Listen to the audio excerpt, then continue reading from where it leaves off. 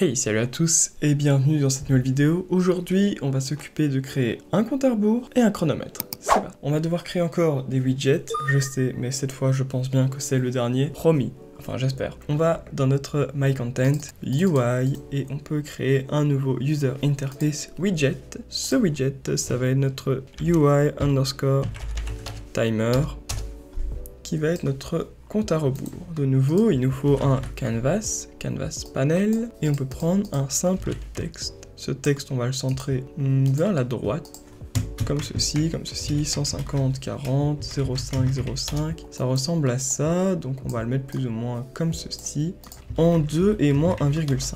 C'est un texte variable et on va dans notre graphe. Une fois dans notre graphe, on va prendre notre event tick. On va créer une nouvelle variable qui se nommera time. En tant que float, on la tire. Et comme j'ai dit, celui-là serait notre compte à rebours. Non, celui-là serait notre chronomètre. On va faire un fois, plutôt en plus, avec notre getWorldDelta seconde. Cette fonction, le getWorldDelta seconde, c'est une fonction qui représente le temps écoulé entre deux frames consécutives et c'est exprimé en secondes. Et là, ce qu'on dit, c'est qu'on prend notre variable de temps, qui est par défaut à 0, donc là où on commence, on la set et on lui dit d'ajouter, en fonction des frames consécutives exprimées en secondes, le temps. Donc on lui ajoute du temps. On relie ça à notre event tick, et c'est tout. On peut compiler et on va voir ce que ça vaut quand on le met dans notre widget. Notre widget, il est dans le My Content, UI, HUD. On vient ici, on fait UI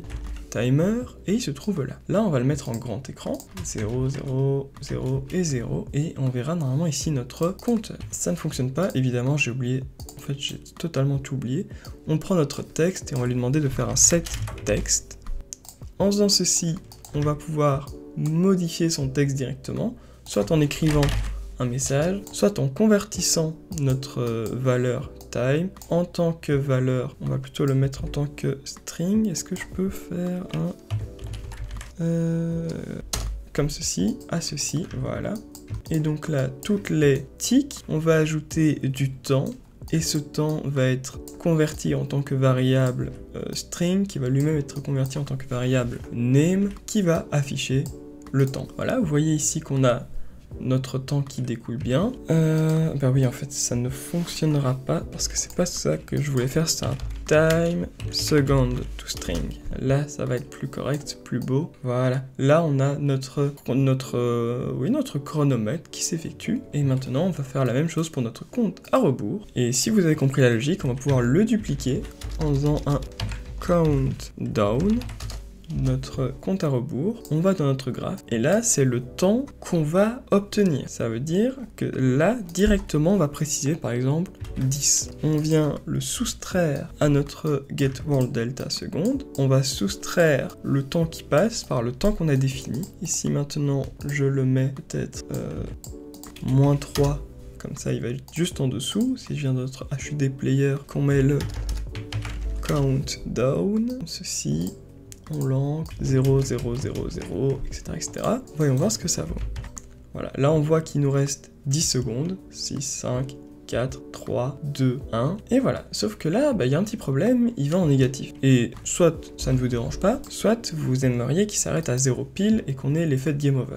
Eh bien, on peut fermer notre player HUD, notre timer, et on reste dans le countdown. Et là, ce qu'on va demander, c'est qu'avant de set la variable, avant qu'on set nos valeurs, on va lui demander d'afficher un claim float.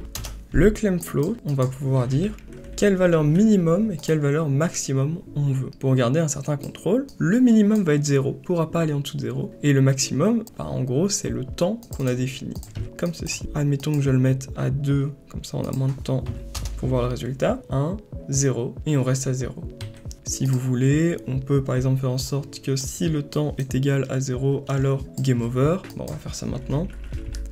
Set texte, on peut faire ceci, donc un branch, et on demande si notre temps est égal à 0, notre variable de temps est égale à 0. Si c'est vrai, alors cast to player character, get player character, et on dit, je sais plus si on avait fait une fonction de game over, non, alors ragdoll, je pense que notre event ragdoll l'event respawn. Ok, ce qu'on va faire, ça va être de créer un nouvel événement.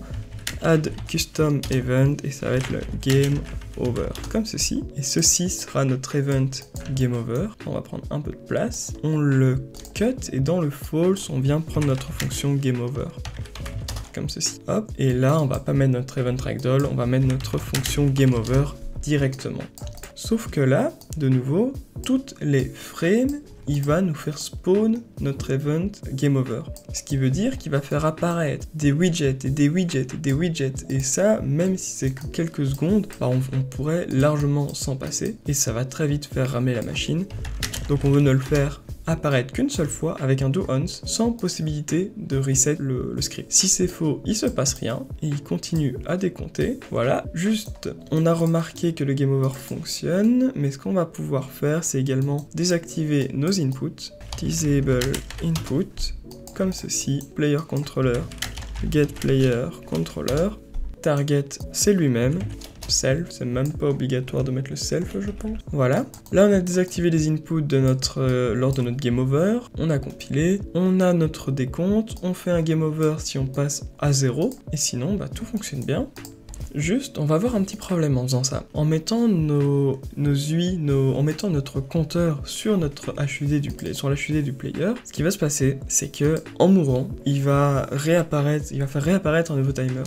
Donc on va les supprimer, on va recompiler et on va les placer directement dans notre menu Open Level Blueprint. On va pouvoir tirer pour avoir une séquence. Comme ça on ne s'en mêle pas les pinceaux. Notre première partie fera ceci et notre seconde va créer nos widgets. Create widget. Et si vous voulez, au lieu de créer 2 widgets d'un coup, on peut faire en sorte que le timer comprenne le UI countdown directement.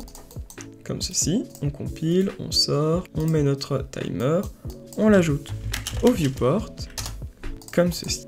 Pour s'assurer qu'il n'y ait pas de problème d'interaction, en lançant le jeu, les timers fonctionnent bien. Admettons, je récupère des pièces, je meurs, l'acteur est détruit, je réapparais. Il n'y a pas de problème avec l'HUD. On est passé en dessous et je peux quand même avoir accès à mes menus. Voilà les gars, c'est tout pour cette vidéo. J'espère que ça vous a plu, que vous avez appris des choses. Moi je vous donne rendez-vous dans une prochaine vidéo. À la prochaine. Ciao tout le monde.